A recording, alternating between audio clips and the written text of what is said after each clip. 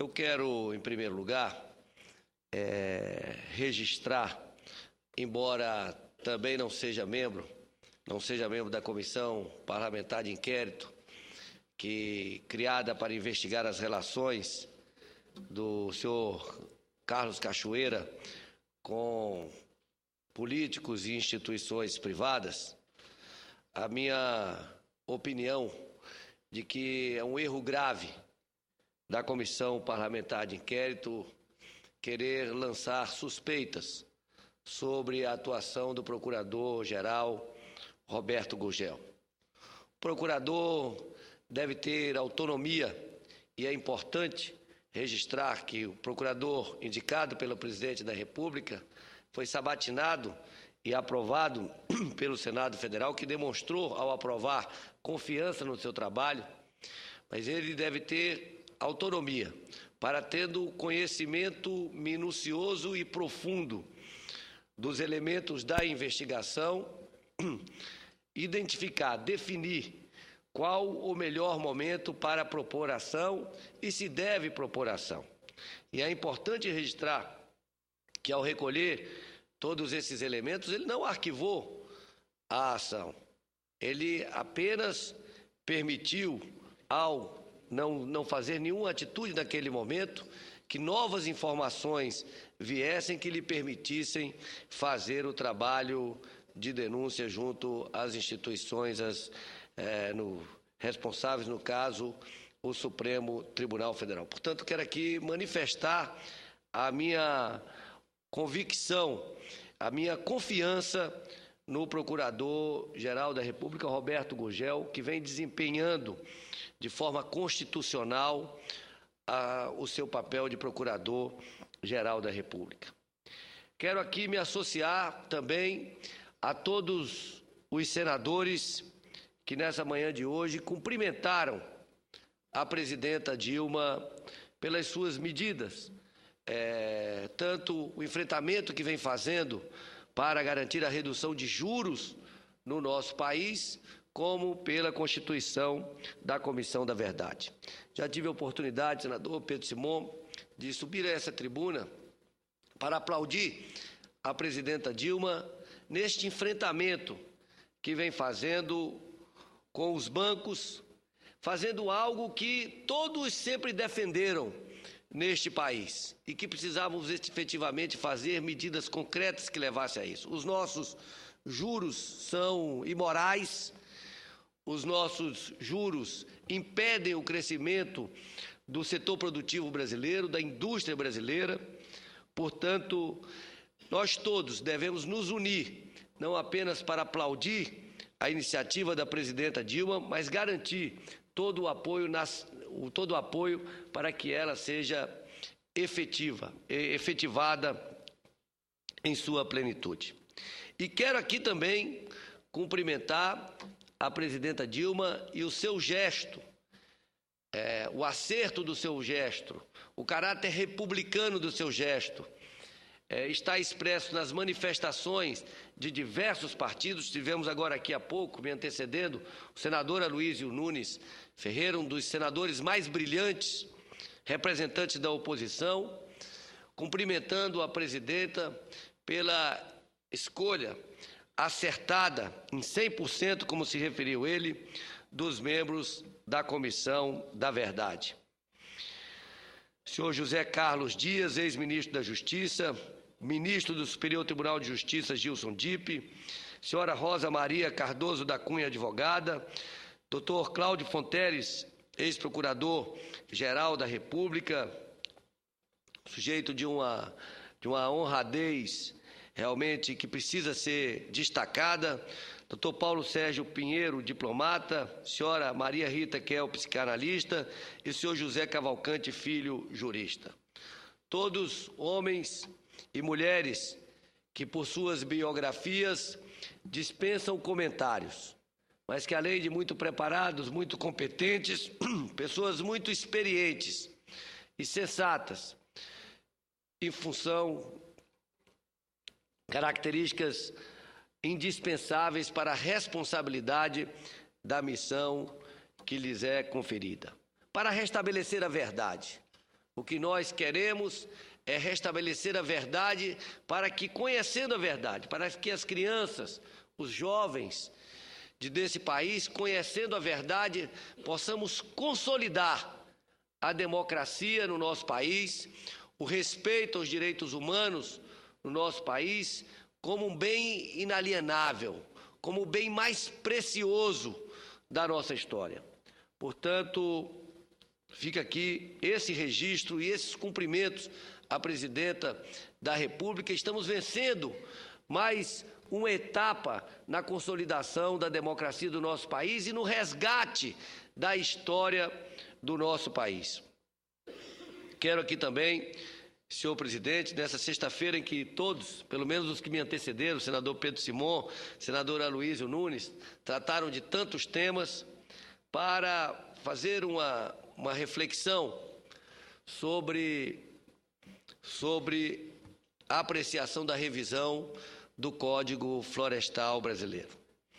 Depois de um esforço muito grande de entendimento produzido no Senado Federal, me lembro, senhor presidente, senador Paulo Paim, quando chegou o Código Florestal votado na Câmara, num clima conflagrado, um ambiente de muitas críticas da imprensa, da opinião pública, uma divisão muito grande ocorrida na Câmara dos Deputados, nós procuramos aqui no Senado construir um ambiente de diálogo, um ambiente que permitisse uma ação conjunta da Comissão de Meio Ambiente, Comissão de Agricultura, Comissão de Ciência e Tecnologia, tentando eliminar um falso dilema em que a produção agrícola brasileira necessariamente teria que desrespeitar as regras ambientais. Procuramos mostrar que o grande diferencial de competitividade da agricultura brasileira no cenário internacional é exatamente poder alçar a bandeira de que temos a agricultura mais sustentável do planeta. Que para um país com as características do Brasil, com um solo rico e diverso, com a abundância de água e com a abundância de biodiversidade, com grandes períodos de insolação e, ao mesmo tempo, com um ciclo de chuvas regulares, nós tínhamos a obrigação de conciliar produção agrícola, produção agroenergética, com preservação da nossa biodiversidade. Ou seja, tínhamos todas as condições de sermos um grande produtor de alimentos, de agroenergia, mas de mantermos a nossa condição de potência ambiental. E depois de duros debates,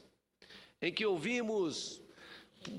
por várias vezes representantes da comunidade científica, ex-ministros do Meio Ambiente, ex-ministros da Agricultura, representantes da sociedade civil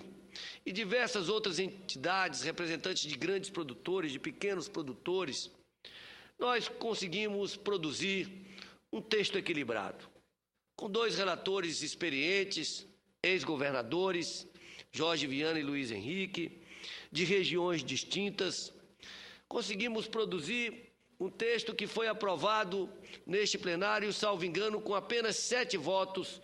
contrários, mostrando que o esforço de entendimento foi bem sucedido. Conseguimos, inclusive, que esse esforço fosse reconhecido pela opinião pública. Vários grandes jornais brasileiros, representantes da grande imprensa brasileira, que criticaram muito o texto aprovado na Câmara naquela ocasião, reconheceram o esforço de bom senso do Senado, o esforço de equilíbrio do Senado, e que nós tínhamos um texto equilibrado, um texto realista, um texto que trazia tranquilidade e segurança jurídica ao meio rural brasileiro. Tínhamos a expectativa naquele momento de que a Câmara dos Deputados, porque participou das negociações através das principais lideranças que acompanharam esse processo na Câmara dos Deputados, que ele fosse aprovado como saiu do Senado. E é importante registrar que aquele Código Florestal refletia um equilíbrio, uma demonstração de bom senso. Não era o Código Florestal que eu queria. Se fosse o meu Código Florestal, teria regras muito mais rígidas de preservação e de recuperação, mas ele representava uma média das opiniões e não apenas do Senado Federal, mas da população brasileira, do setor produtivo, da comunidade científica, dos ambientalistas, onde os radicais, de parte a parte, ficaram isolados e se produziu esse texto fruto desse entendimento. Mas, no entanto, por razões diversas,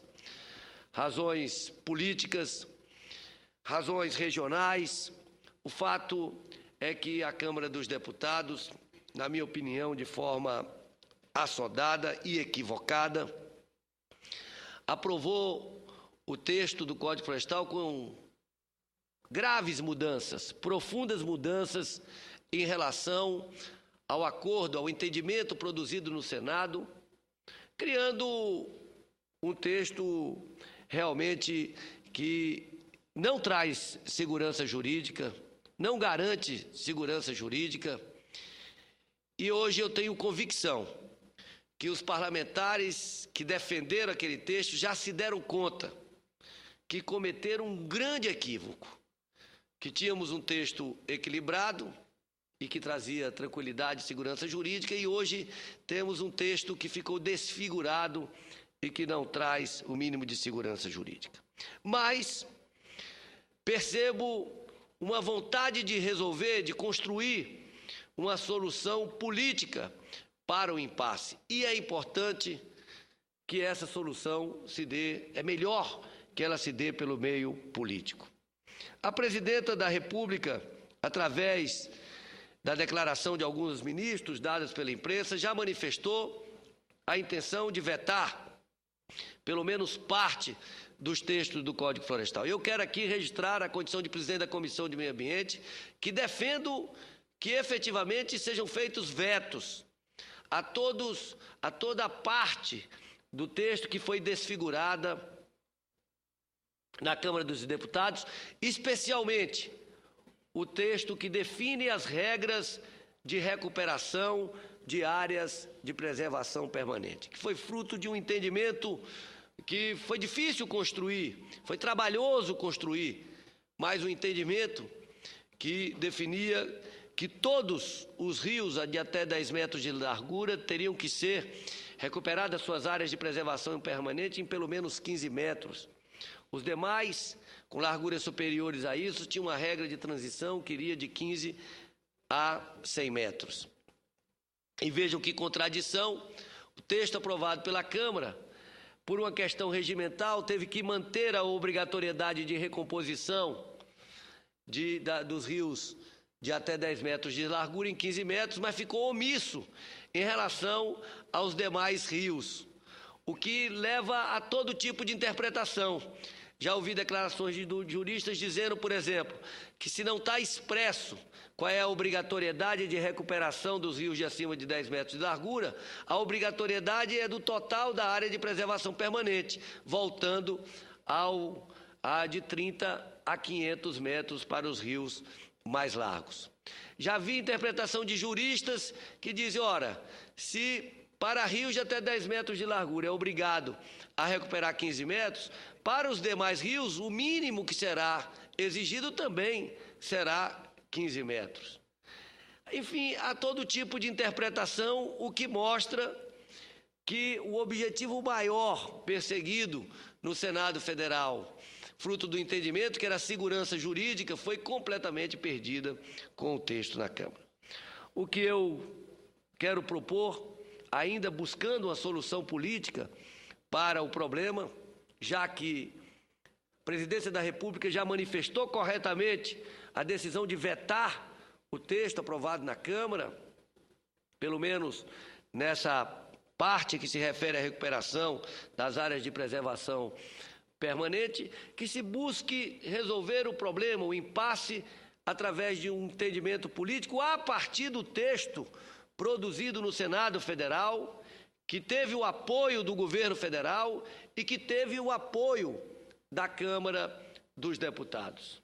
Porque, se não fizermos isso, o que teremos é uma enorme lacuna, deixada com ou sem o veto, ficará uma enorme lacuna que não resolverá o problema da insegurança jurídica no campo. Nesse sentido, os presidentes das comissões de Meio Ambiente, Ciência e Tecnologia, Agricultura e Constituição e Justiça do Senado Federal, apresentamos um requerimento à presidência do Senado para que o projeto de autoria do senador Jorge Viana e do senador Luiz Henrique, que restabelece o fruto daquele entendimento produzido no Senado, possa ser estudado em conjunto pelas comissões, para que, juntamente com o governo e conhecendo os vetos que serão apostos ao projeto da Câmara, possamos, por um entendimento, preencher as lacunas desse veto,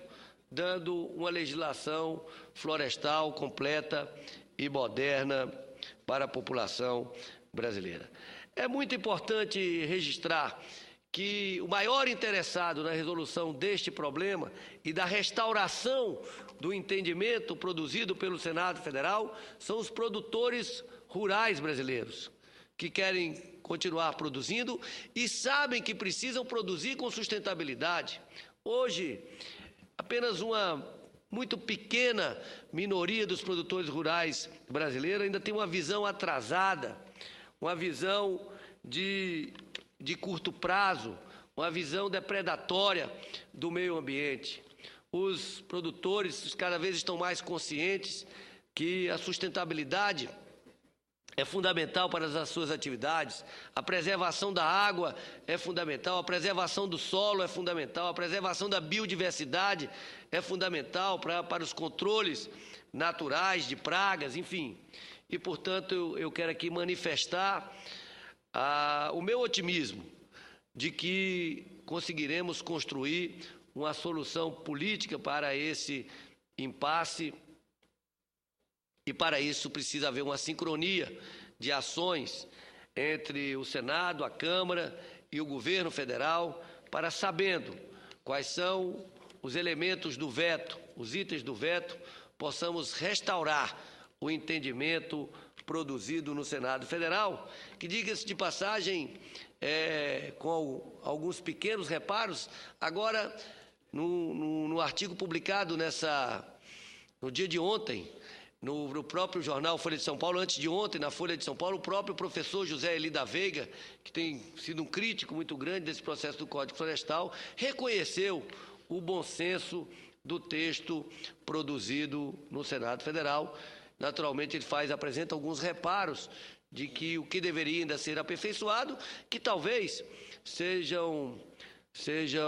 contribuições que possam ser incorporadas nesse entendimento, dando um tratamento diferenciado aos pequenos produtores rurais, não apenas por módulo fiscal, mas pelo caráter da sua atividade, especialmente para os agricultores familiares. Mas vamos buscar esse entendimento. Entendo